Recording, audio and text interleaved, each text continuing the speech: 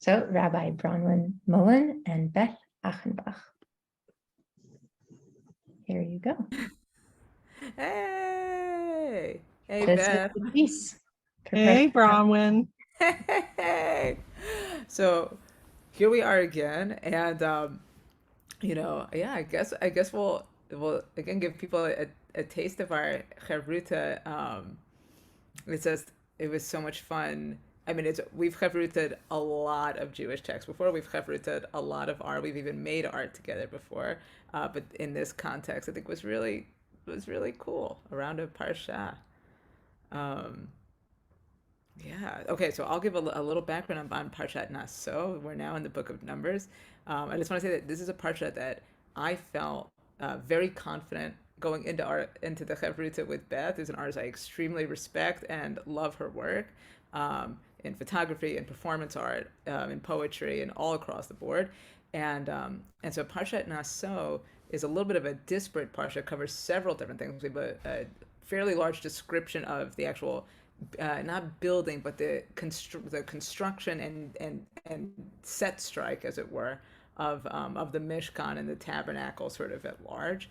And then very quickly we move into what I've always thought were the most dramatic pieces of this parasha, being the story of the Sotah, the accused woman, the woman who is believed or suspected by her husband to have secluded herself with a man who she wasn't supposed to, and that this woman is then forced to undergo a ritual. She's brought to the elders of the town. She is forced to drink a bitter water concoction, and when she consumes this water, she either is proven innocent if she becomes pregnant, which is an interesting conclusion, or she's guilty if her belly distends, which sounds like a pretty horrible thing to happen. And in general, it's a very strange and upsetting ritual, and the Talmud does a lot to sort of limit the extent to which it could have ever actually been practiced.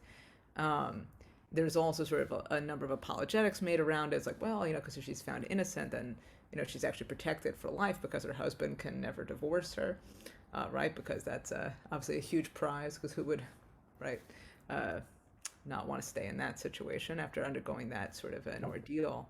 But after the description of the story of the Sotah, we then move into the description of the Nazir, a figure who has decided to abstain from all forms of alcohol, cutting of the hair, is living probably the closest that we have in Jewish tradition, at least in Jewish biblical history, to a life valorizing asceticism.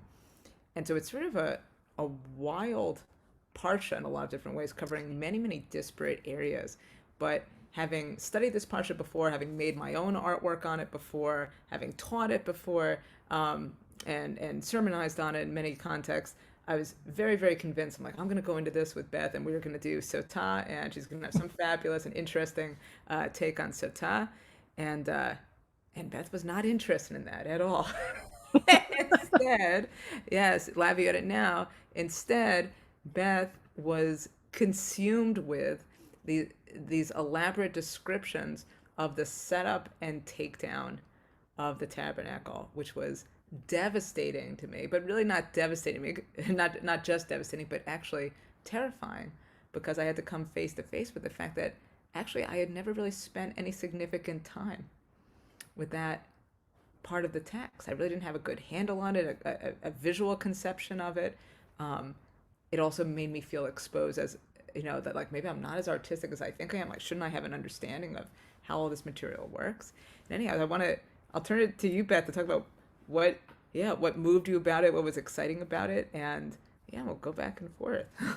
Sure. I mean, I did not have any preconceived ideas about where I wanted to go with this at all. It was when, we had our first meeting, and Devere was in that meeting with us, and we started to read the Parsha, and we didn't get very far. Yeah. And I was just like, it's a lot of people. And normally, now I do have to tell people, I'm sort of like a baby Jew. I say I grew up very secular, and it's only been in the last 4 years that I've learned more about Judaism and started going to synagogue. So this was a really great experience for me. And I had done previously some Torah study with Rabbi Bronwen. But when I had read this parsha previously on my own, I had just sort of glossed over all these numbers, this census of how many men between 30 and 50. In my mind, I had always thought, what's the importance of that? But when we started talking, I was like, it reminds me of a circus, and how many people it would take to put up that gigantic tent, and whose job it was. It was sort of, I think we said, like, we figured it was sort of an organized chaos. Yeah. And also this parsha, like Bronwen said, just it hits on so many things. And as a photographer, I was a little bit worried about how I was going to narrow all these, it's like 6 or 7 readings, I think, in this, into one thing that I could focus on. But then we started talking, we didn't get very far in our discussion, right? We got to this part and it was like, it's a traveling circus.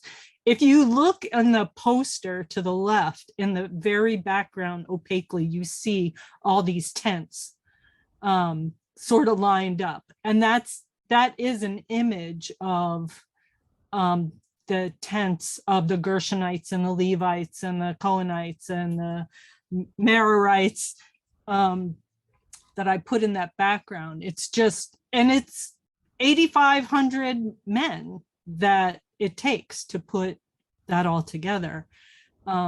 So I think it's hard because I know we don't have a lot of time trying to edit myself here. I think I just want to go into that. There's just so much going on that we and there's so much in Torah in general that we're constantly learning as each year, or depending on which rabbi you talk to, that I think that, like, peeking of that little opening of the tent, like it's all in there, sort of waiting for you to view. And if anyone's ever been to a circus, that's when you go in the tent, there's usually multiple things going on and you could never see one thing at once. You have to pick which, do you want to watch the elephants or do you want to watch the clowns juggling, or you can't take it all in at once. It's a little bit too much. So it's all in there in the tent. Absolutely. It's funny because what this is reminding me of is that, like, part of the reason I think we got stuck there, which may have been my own baggage, not surprisingly, is just that when you described it as a circus, it was hard to move beyond that, because circus is kind of like a trigger word for, like, the rabbinic imagination. Like, all in the Talmud, there is so much negative language around the circus, and particularly the circus that they're imagining, right? It's like the Roman circus, where there's gladiators and there's a pretty good deal of pagan worship, etc. Like, there's such a negative energy around the circus that there's also, it's in a Midrash collection too, but it's also in Talmud, where there's this fantasy about, or sort of fantastical story taught, where Naomie is actually preparing Ruth for her conversion, which is really interesting. And Naomie tells her, it's like, well, here are things you should know. Like, Jewish girls do not seclude themselves alone with men. Interesting, like, i.e. Sota, right? But then she also says that Jewish girls do not go to the circus. And it's like one of the key, like, this is considered like a core part of her lesson on what it means to be a Jew. And so just the minute you called it a circus, it was like this haunting thing, like a twitch. Did you twitch? Yeah, I totally did twitch. Exactly. Yeah, I was like, I just felt spooked by it, but in that spooked way, that's like, that's how you know there's a drash in there. You know that there's an artwork in there, because, like, well, it is kind of a circus. All of these things happen under a big gigantic tent, and it takes a whole crew of people to put together. And so it begs that question, like, well, what makes this circus okay? Like, and not only just okay, but what makes this circus holy versus another one? It's fabulous. The amazing feats. Yeah, well, I just want to let people know this it's a photograph that I took actually of myself holding open this curtain. And then that frame is actually part of the photograph. The poster itself is obviously a graphic image that I created, and I actually photoshopped it into the frame after the image was taken. Could I say something? Yeah, right. Beth, this is so wonderful. I see we are a people going on Exodus, but within our own group, the women have to do a tightrope act.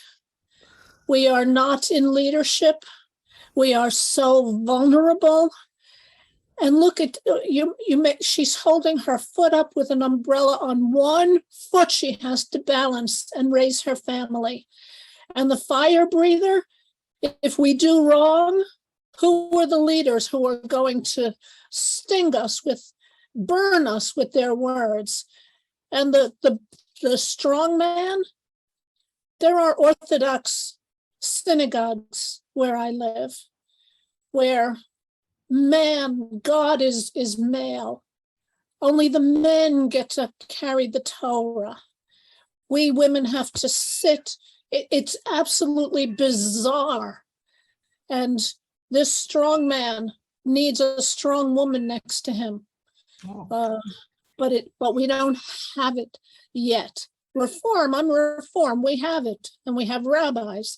But thank you so much for this wonderful, wonderful representation of who we are. Thank you, Regina. That's very nice of you. Thank you. Any other comments, reactions, questions?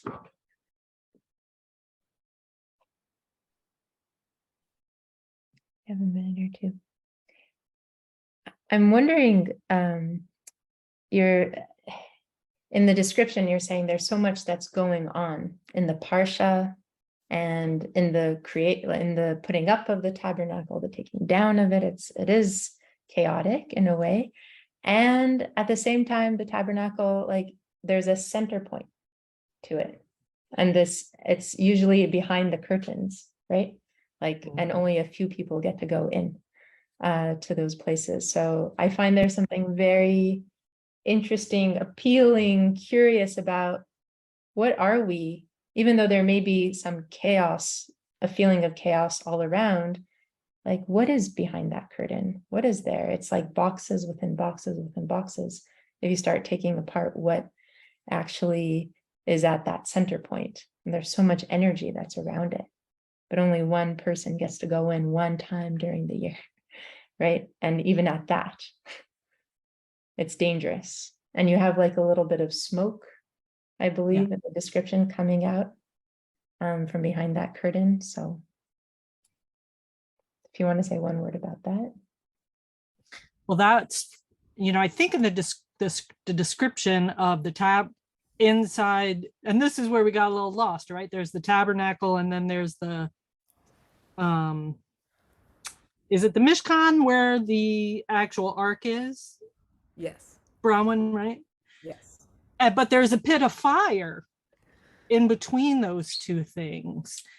And we did discuss how there's probably, always smoke emanating all the time. And also when God is talking and when Moses is in there, the smoke is rising. So that, and also I think we were trying to figure out, does the regular person, not just the men in the tents and the camps, but the women and the children, do they ever get to go into the tabernacle, or do they only ever just see that smoke rising and are very curious about what? And there is a curtain at the entrance, so do they just try and get a glimpse of it, or are they just constantly just seeing the smoke rising? So we're only getting a peek and a glimpse into your Ruta and the artwork. And I didn't get a chance to read through the bios. I'm but there's a lot that's there, and everyone should feel encouraged and free to go onto the meninstitute.org just to find out more about each artist and rabbi and collaboration. Thank you so much. Thank you. Thank you, Bronwen. Beth, thank you.